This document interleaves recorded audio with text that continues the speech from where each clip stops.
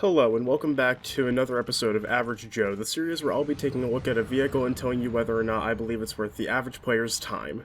In this episode, we'll be talking about the F-8E, a Rank 7 10.3 American naval fighter.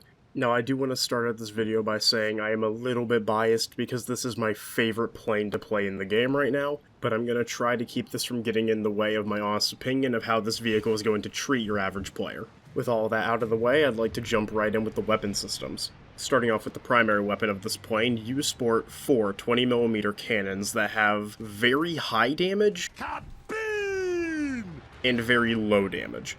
Depending on the shot in your ammo belt that hits, you're either going to one-shot somebody or do basically no damage. When using the air target's ammo belt, you have both high explosive shells and armor-piercing shells. The armor-piercing shells will usually not do too much unless you hit an incendiary, which then can set a fire if you hit a fuel tank, but the HE should be able to do very high damage, either completely destroying the target that you hit, or at least crippling them enough to where they're not going to be able to control their aircraft long enough to get back to base. You also have a stealth belt, which takes most of the problems out of the air belt. However, you also have no tracers, so if you haven't gotten experienced with this gun, I would not recommend bringing the stealth belts. However, once you are used to it, the stealth belts will usually cripple or kill an enemy if you hit them, no matter where you hit them. These guns also have incredibly high velocity, allowing you to hit targets that are either only on your screen for a split second, or targets that are trying to run away from you that might be faster. Unfortunately, though, your gun is very difficult to get on target when compared to other planes at the same battle rating. This is not because the guns themselves are inaccurate or anything, this is actually because the plane likes to pull up and bob up and down when you're trying to shoot something. Minor adjustments will usually push your gun above wherever you're aiming, so it's pretty useful to try and aim below your target, especially with the fact that your guns are mostly chin-mounted.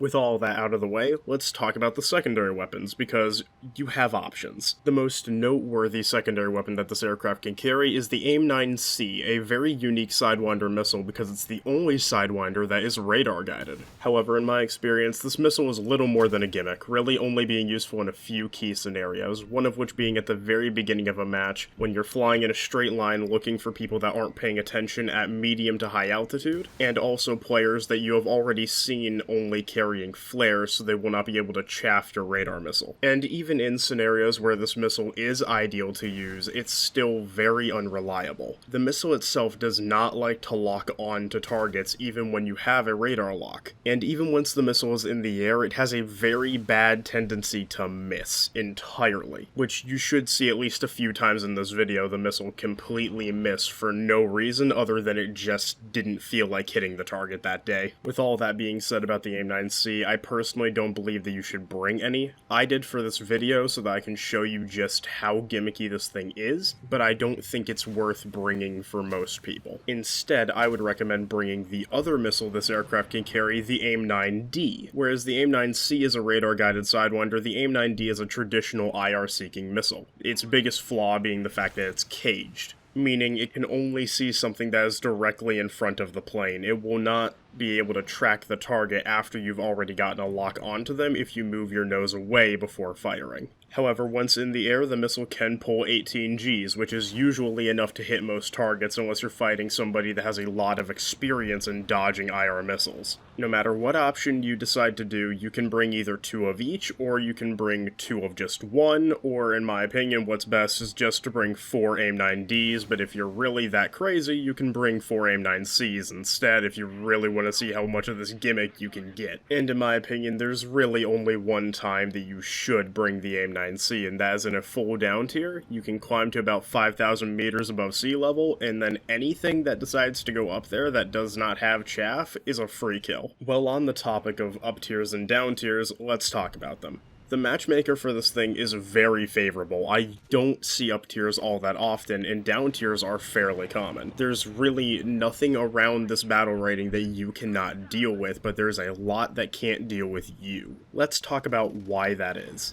The F-8E is extremely maneuverable, being able to turn basically on a dime compared to a lot of its opposition. And it can do these extremely maneuverable actions well at high speeds until you're just under Mach 1, where the controls will compress extremely quickly. But once you drop your air brake and get down to about 1,000 kilometers an hour, immediately you're going to regain that control and be able to turn fight just about anything that you can see. To pair with this maneuverability, you also have excellent energy retention, being able to pull nearly anything that you can fight into a vertical and energy trap it so long as you know how to. And because of this, the main threats to you in a turn fight, like Delta Wings that lose energy extremely fast, you still have a method to fight them. With this, you also have a very comfortable top speed.